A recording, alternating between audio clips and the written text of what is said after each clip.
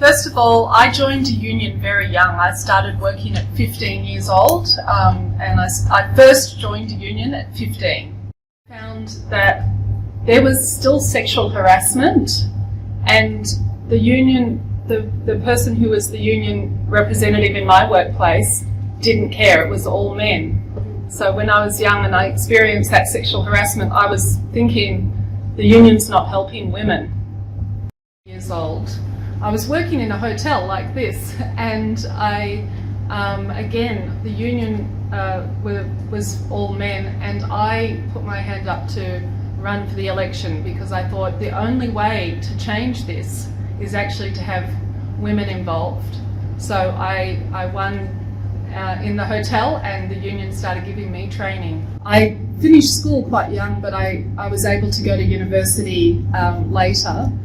And I then started to become involved with the union at the university and also in women's rights.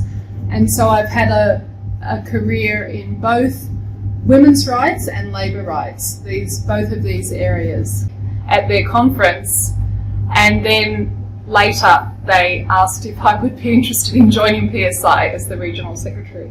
And my father was religious, and so even though Australia is quite different to the situation in Pakistan, I do know a little bit about what it's like to live through some difficult times with violence and without a lot of money.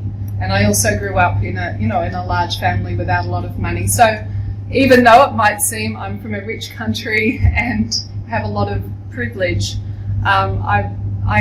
when I hear your stories, I can identify with some of what you're sharing. A government that was very pro-worker and also pro-women, and they introduced a lot of new policies. Free education, free healthcare.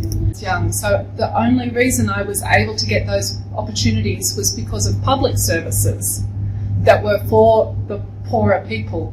And that's partly why these two issues of workers' rights and public services, I know are the only way to change society.